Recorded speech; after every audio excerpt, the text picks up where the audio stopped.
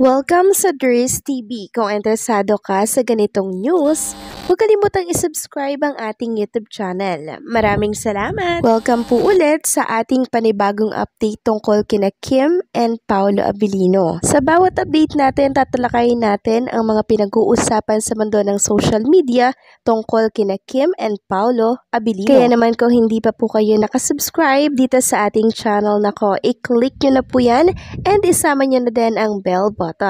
So ayun, welcome back again sa ating YouTube channel mga ka-Kimpaw, and sa update nating ito, ang pag-uusapan natin ay tungkol sa mga importanteng ganap kina Kim and Paolo Abilino mula po dyan sa England.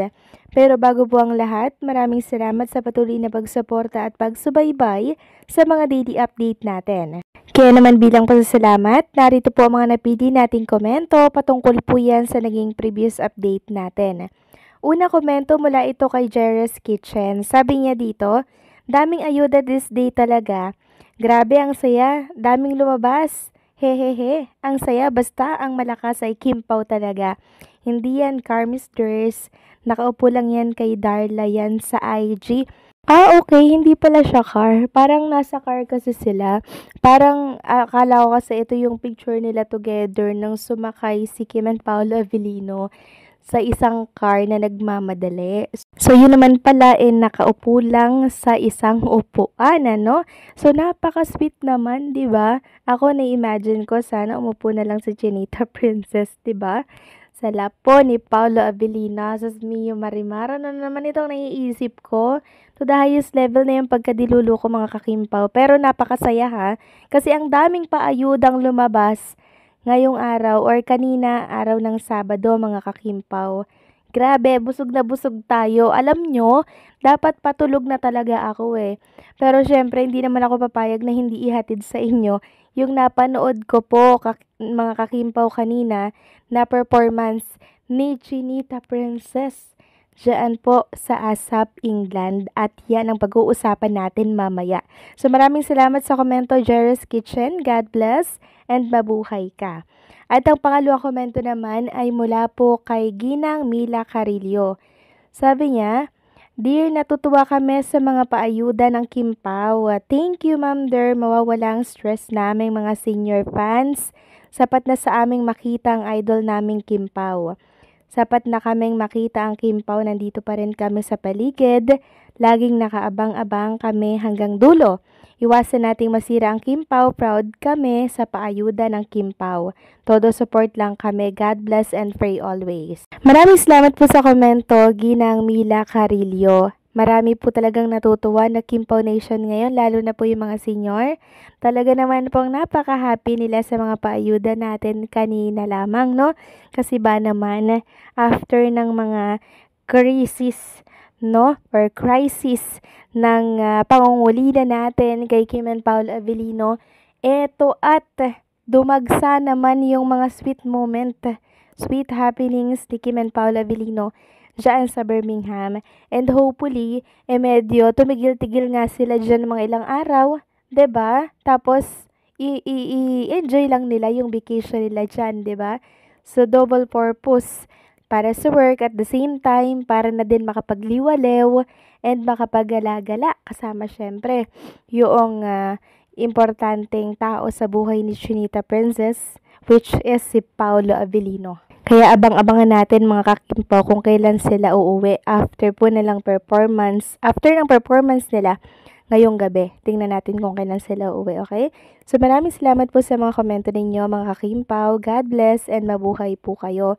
So eto na nga, simulan na natin yung good news na nakalap natin sa gabing ito. So top 5 po sa trending in the Philippines ang Kimpaw cheer to ASAP 30. Meron po itong 15k na post, tapos tumaas ito sa 16.2k na post.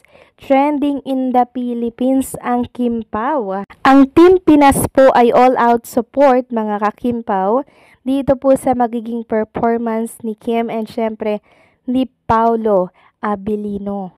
Kaya ito na nga po, trending in the Philippines tayo.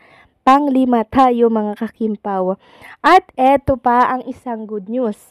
Napanood natin yung dance prod ni Chinita Princess. Grabe mga kakimpaw, hindi ako makakatulog hanggat hindi ko to na-share sa inyo. Actually, patulog na nga sana po ako eh. Kaso nyo nga, nakita ko naman itong performance ni Chinita Princess. Hindi po pwede na hindi ko siya i-share sa inyo.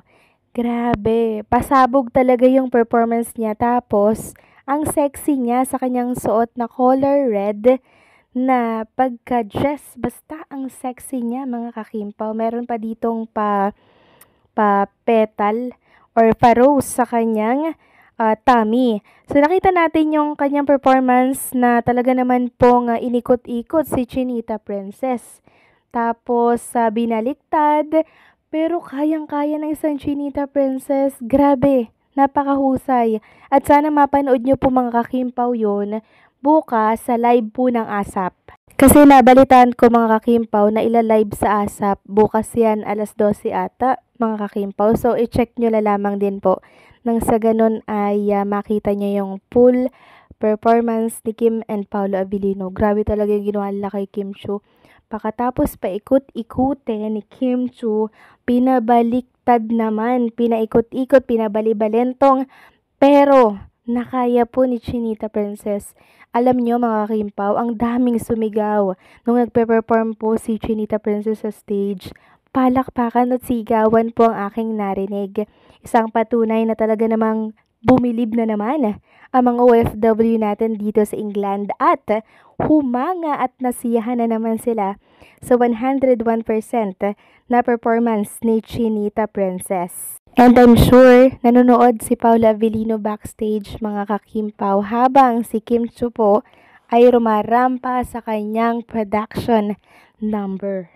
Sa mga nag-aalala po mga kakimpaw na baka masilipan si Chinita Princess since binalibaliktad si Kim Chiu, hindi po. Nakacycling po si Kim Chiu.